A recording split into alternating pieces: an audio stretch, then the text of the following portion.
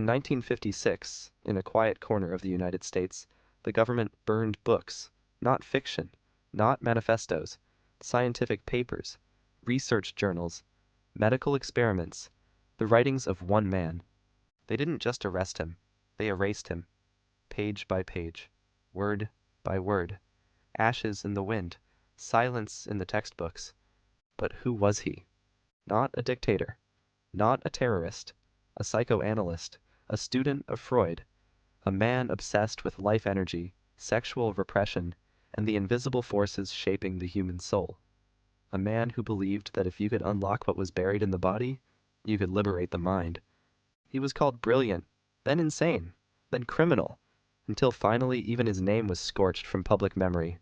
But long before they came for his machines and manuscripts, he had already issued his warning. The civilization of man is sick, and the sickness lies in the suppression of life itself. At first they laughed, then they watched, and when he refused to be silent, they buried him, not in earth, in history, in denial, in psychiatric labels, in bureaucratic flames. What kind of mind becomes so dangerous that it must be destroyed, not disproven? And what if everything he said about fascism, fear, the body, and the modern mind was not madness, but prophecy? This is the story they told you was insanity. The story of a man who built machines to channel cosmic energy, who said sexual repression was a political weapon, who said trauma was not in your head, it was in your cells. This is the story of Wilhelm Reich, the mad genius who was too dangerous to keep alive. He was born in the shadows of a dying empire in the windswept countryside of the Austro-Hungarian monarchy. The boy who would one day challenge the psychological order of the world began life among collapsing traditions and unspoken traumas. Wilhelm Reich, raised on a farm, grew up not with toys or teachings, but with silence. His mother took her own life when he was still a child, after his discovery of her secret affair. His father, soon after, decayed under the weight of guilt and grief. There are no clear beginnings to a storm, but this was his. He did not choose the world of the psyche because it was fashionable. He chose it because it was survival. He needed answers for why human beings destroy what they love, why authority kills intimacy, why families suffocate under rules no one remembers creating. And he found, in Freud, a glimmer of method inside madness. Reich was not content to inherit ideas. He had to electrify them. If Freud revealed the subconscious, Reich wanted to liberate it. He believed neurosis wasn't just a mental knot, it was physical. It lived in the jaw, the chest, the pelvis, it had weight, it had a pulse. He developed a radical new framework. That character armor, rigid muscular patterns in the body, were psychological defenses etched into flesh. The body held memory, the body held fear, and the body could potentially be healed. But that was just the surface. Reich soon proposed that behind all trauma, behind all repression, behind all fascism, was one thing: blocked energy. The life force, which he would later call orgone, had been damned by culture, morality, and authority.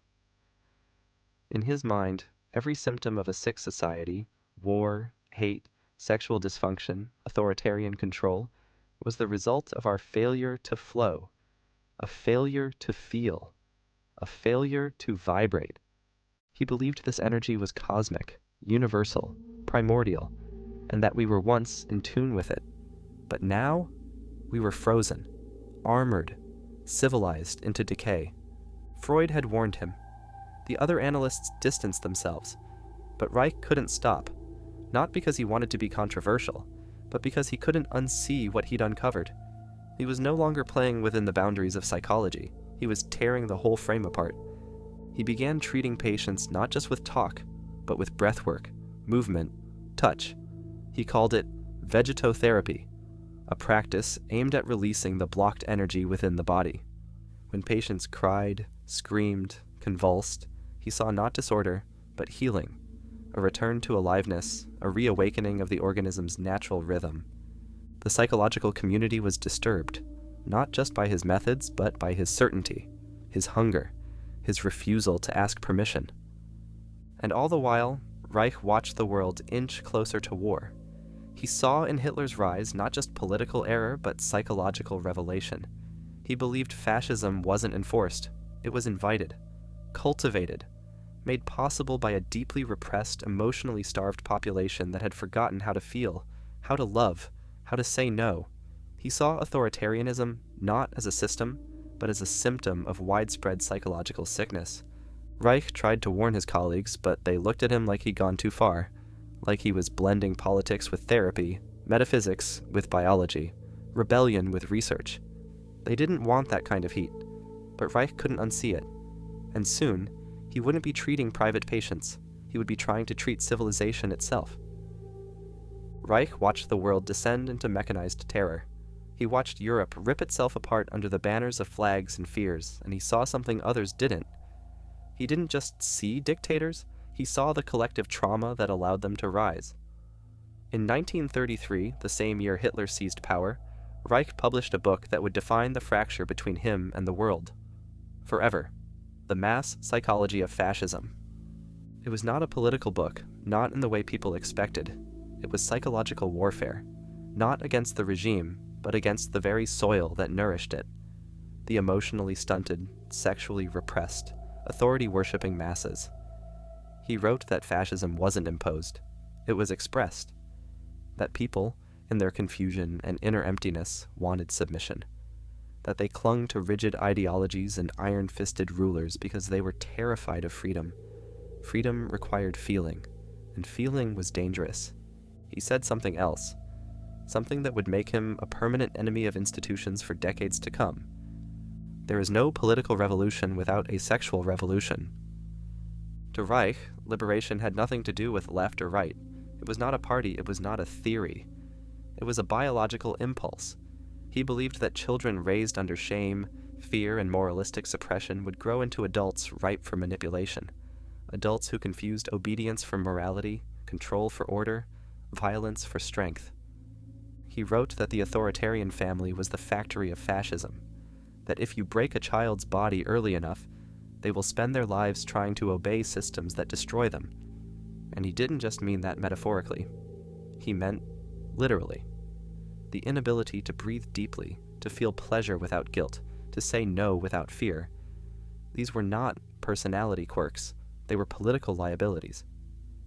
Reich's theories became too dangerous to publish in Nazi Germany, and so he fled.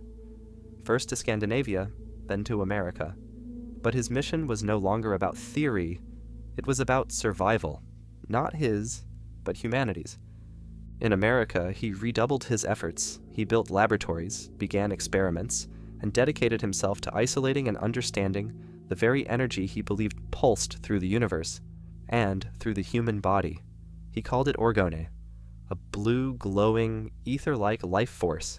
He claimed it could be observed under a microscope, accumulated in special boxes, and even used to heal disease. He believed orgone was not a metaphor. It was real as radiation, as real as electricity. He even said it could influence weather, affect cancer cells, and restore emotional health. He created devices, orgone accumulators, which he said could concentrate this energy and allow the human body to absorb it. He built cloudbusters, devices designed to direct orgone into the sky and manipulate weather patterns. He believed he had tapped into a cosmic truth, but to the public, and increasingly to the authorities, it looked like madness. The scientific community labeled him a crank, a pseudo-mystic, a dangerous influence. But Reich didn't retreat. He didn't argue with them. He went further. He published The Cancer Biopathy, where he claimed that cancer was the result of chronic emotional and energetic stagnation, a kind of death in life. He believed organ therapy could restore the body's natural rhythms and perhaps reverse disease, not symbolically, literally. To Reich, this wasn't fringe science, this was salvation. But salvation has always frightened empires, especially when it comes in strange packaging. Reich was not an easy man to admire. He was intense, obsessive, paranoid, but he was also electric. He touched something deeper than science, something ancestral, and it terrified the gatekeepers of reason, of order, of control. Because the deeper Reich went into energy, sex, and the body, the more he began to tear at the illusions of modernity. He claimed that the very structure of our society, its rules, rituals, and rigidities, were not natural. They were symptoms of a vast emotional plague. And unless we learned to heal it, not manage, not medicate, but release it, we were doomed to repeat the collapse. He didn't want to treat the mind. He wanted to liberate the soul from its prison of tension. And that, more than anything, was his true heresy. There is a point at which brilliance stops being impressive and starts becoming threatening. Wilhelm Reich crossed that line without hesitation, not because he wanted to destroy the system, but because he had stopped believing in it. He didn't want a place within the institution of psychology anymore. He wanted to burn down its false walls, expose its blind spots, and rebuild it from the raw, trembling truth of the body. But the deeper he went, the more isolated he became. Former allies turned away. Freud had once encouraged him, but now regarded him as an embarrassment. The psychoanalytic establishment refused to acknowledge his work. He was no longer just a rogue therapist. He was an enemy of orthodoxy. So Reich leaned into exile. He built his own laboratory in the remote hills of Maine. There, surrounded by forests and sky, he continued his research into orgone energy. He began working with what he called the orgone accumulator, a box made of alternating layers of organic and inorganic materials that he claimed could concentrate life energy. Patients would sit inside, absorbing what he believed was pure, cosmic healing force. Word spread. Writers, scientists, cancer patients, even Albert Einstein, yes, Einstein, visited or corresponded with Reich. At first, Einstein found the experiments interesting, but after further investigation he dismissed orgone as an illusion caused by temperature differences. Reich rejected this and accused Einstein of capitulating to the pressures of conformity. The rift grew deeper. The ridicule grew louder. But Reich didn't care, or perhaps he cared too much. Because while the world branded him insane, Reich believed he was on the verge of something monumental. He wasn't just chasing energy. He was chasing the reanimation of the human soul. A new kind of psychology, one rooted not in talk and interpretation, but in sensation, in vibration, in release. But the system had begun to notice. Not the scientific system, the governmental one. The Food and Drug Administration opened an investigation. They weren't concerned about his metaphysical theories, they were concerned about the accumulators. Reich had been distributing them. Patients were claiming health benefits, and Reich was speaking in absolute terms. Orgone was real, measurable, curative. That made it, in the eyes of the government, a medical device, and an unapproved one. They issued an injunction. Reich refused to comply. He wrote long letters defending his work, asserting that the FDA was part of a vast conspiracy against human liberation. He believed that a deadened society, addicted to control, could never tolerate something so radically alive. He accused the government of attacking life energy itself. He was right about something. What happened next had no precedent in modern American science. In 1954, federal officials stormed his laboratory. They seized his research equipment, his accumulators, his notes. Then, in a symbolic act of erasure, they ordered his books and publications to be burned. Not banned, burned. It happened in New York City. Thousands of pounds of his written work, scientific papers, personal journals, diagrams, were incinerated in a public dump. This was not a medieval purge. This was the United States of America, and it wasn't the church this time. It was the government. The same institutions sworn to protect liberty had declared one man's mind too dangerous for paper. But they didn't stop there.